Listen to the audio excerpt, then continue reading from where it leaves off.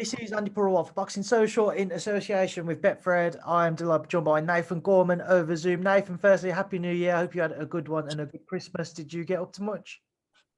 Happy New Year to you, mate. And to be fair, no, not really. My wife had COVID over Christmas, so I couldn't really go anywhere. But we enjoyed it, you know. Thankfully, she was all right and things. We just ate and, you know, just enjoyed Christmas, you know, binged, watched Netflix and Amazon Prime as much as we possibly could. Yeah, it was really good. It was good for the kids as well. So yeah, I really enjoyed it, to be fair. It was nice. I'm glad to hear it, mate. What are you binge watching on Netflix currently? Oh, I was literally all over Christmas. I was watching all sorts, from Home Alone, you name it. I've watched it. What am I watching at the minute? I'm currently watching. What's it called? Witcher. Witcher. Okay, I've finished Witcher, so I enjoyed it. Yeah. Yeah. I'm on the second series now. Okay. Starting tonight. Right, so I promise I won't spoil it for you. Yeah. So. Now, obviously, let's fast forward onto some boxing talk. Not as active as what I imagine you'd like to have been last year. You had a very good victory against Purewal, so stopping him, and things just seemed to go wayward for yourself. Oh, no. Yeah, definitely. Not as active as I wanted to be. You know, ideally, I need to be out 3-4 times a year, which that is the plan for this year. Wasn't active at all really last year, but you know, it is what it is.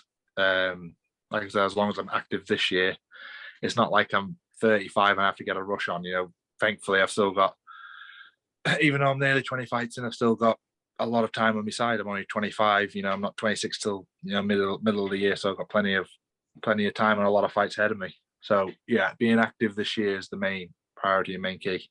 I mean, what was kind of holding you back from being active last year? Because I think on the back of a Wasserman signing, that seemed to be your new lease of life when everybody expected to see you out a bit more regularly. Yeah, well, obviously I signed with Wasserman, I think August, September. It could have been September. I think it's September, yeah. Then I was due to fight on the Eubanks and Williams card in December. So it was like 10 weeks from whenever I signed. So say I signed in September. Yeah, it'd have been September. I was due to fight in 10 weeks on the Eubanks card. And obviously it was rather Williams or Eubanks got injured. Williams got injured. Yeah, Williams got injured. Oh, yeah, it was his hand, wasn't it? And obviously that full show got pulled. So I was like, oh, fuck's sake. Then obviously I was meant to fight on the Eubanks card again, which was meant to have been the 29th of January. That got moved again. So I'm meeting up with the team next week to discuss what's happening next, see what dates we're at, but hopefully some news soon. I mean, there is talk of that fight finally taking place on the 5th of February now. Is that possible for you? Is it still a bit too short notice, or? Ideally, I'd like to fight. You know, obviously, like you say, it's 4 weeks away, so subject to opponent, etc. Can't see why not. I can't get on that show. Granted, like you say, it isn't the most fantastic training camp, 3-4 weeks, but it is what it is. I want to get out, so I just need to get out is the main thing. Get back in the ring basically, because it's coming up near on a year, you know, since I've been in the ring. And since I've obviously boxed Daniel, which was coming up 3 years ago, I've only done 12 rounds of boxing. So I'm good. I mean, Nathan, you just said it there, since you fought Daniel, it's been 12 rounds of boxing. I know you said you're still young, you've got age on your side, but do you feel a bit of pressure now? You've got to kick on, like?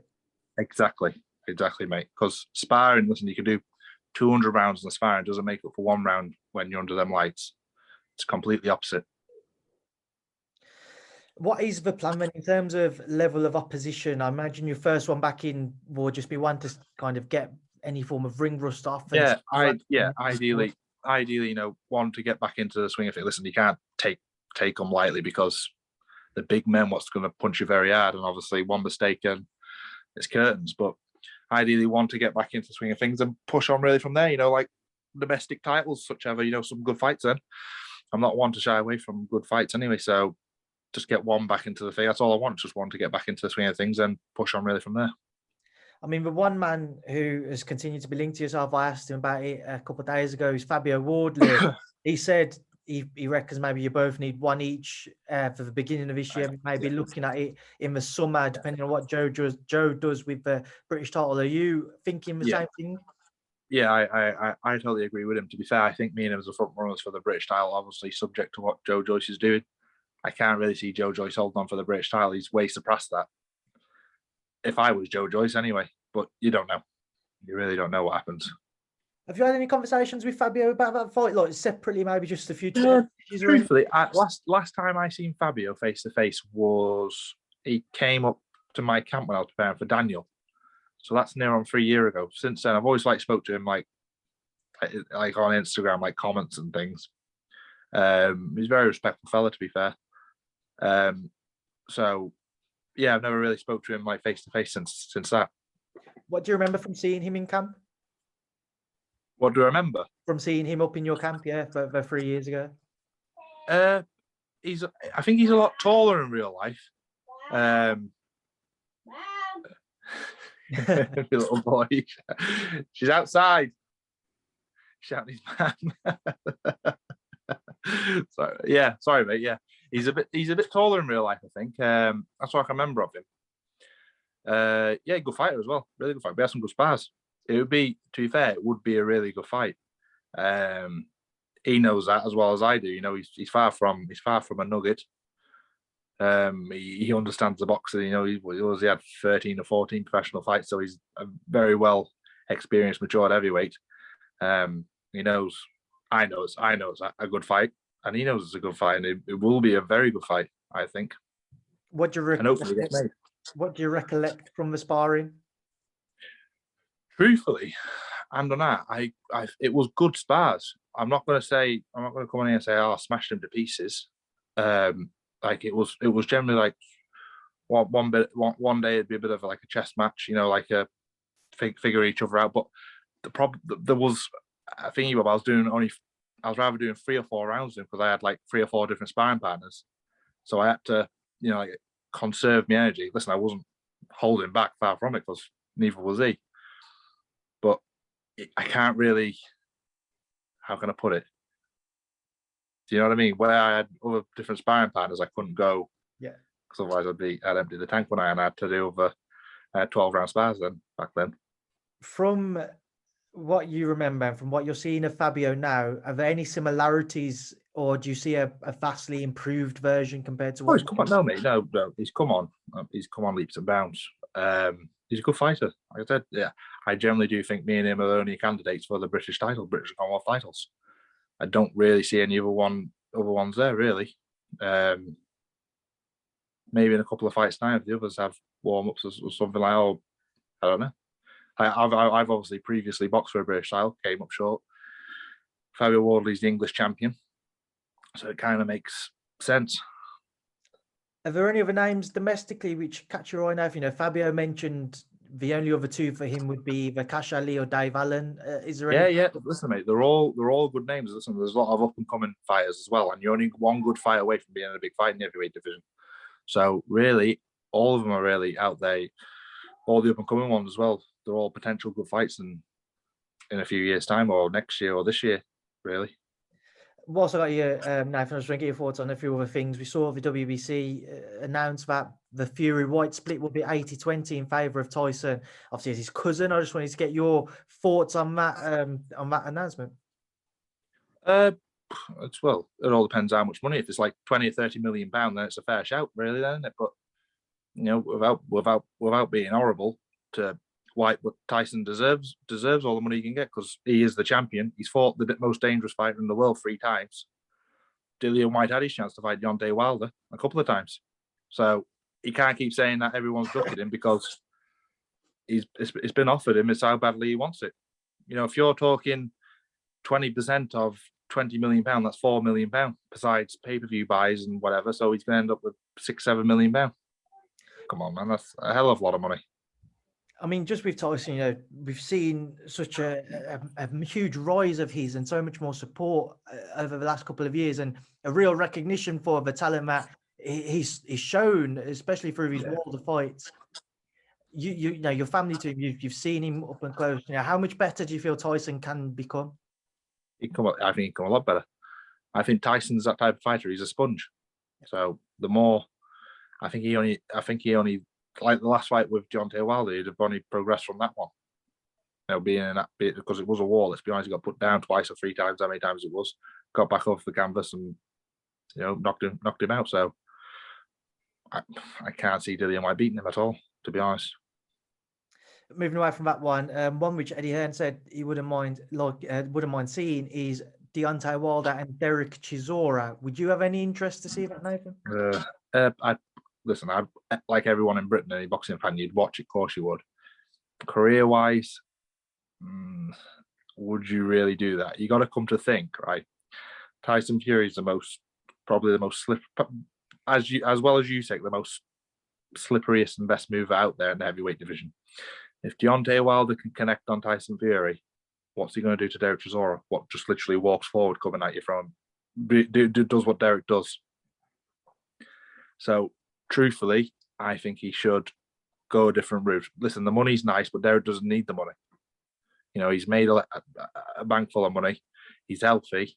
He's happy, which is the main thing. Listen, there's hundreds of different fights he could do there, but Deontay Wilder, you know, if he hits him, he's going to do some serious damage because the man is extremely dangerous. So, if it were me, I'm far from a promoter, and you know they only want the best interest, don't they? But if it were me, I would go somewhere else. But you know, who am I to say, really? And then just 2 other fights I want to get your thoughts on. We mentioned it earlier, card which you'd like to be on and was originally meant to be on. Eubank Williams. What are your thoughts? Yeah, good fight. Really good fight, mate. I think everyone's writing Williams off with because I think that Andreas and Boohoo. You know, what's his name? Boo Boo. Boo Boo, yeah. Boo Boo, yeah. Boohoo. That's a clothing brand.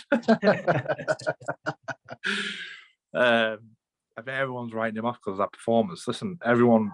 You know, some people, it all happens on the night, and I think that was just Andre's night. And I think, you know, it's a real 50-50 fight.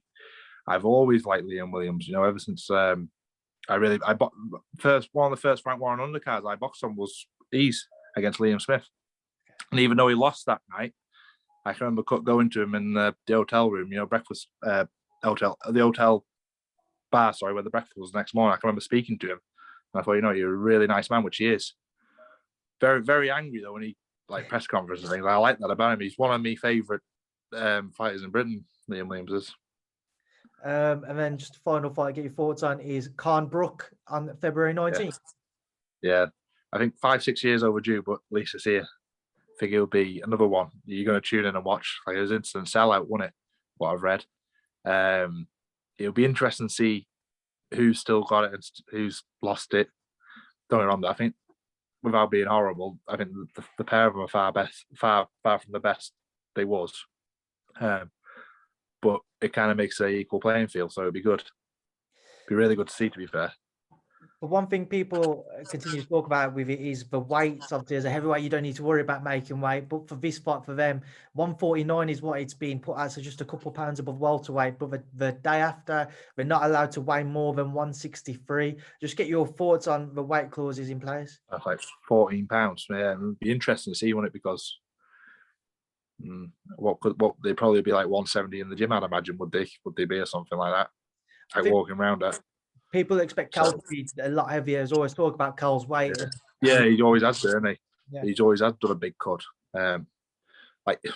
Truthfully, you can keep going to the well until the water runs out, can't you? So his age, you might catch up with him. You don't know. You really don't know. So, like I said, on an equal playing field, it's going to be very interesting to see what it's like. And definitely one I'm going to be tuning in to watch anyway. Have you got a favourite? Oh, I don't know. Truthfully, I like the pair of them. I do. I think I'll go for Brook, you know. All right, Nathan, we'll leave it there now, and I'll leave you to enjoy the rest of your day. It's a pleasure to catch up. Thank you very much, mate. Always. No, pleasure. I look forward to seeing your ring announcement soon. Cheers, brother.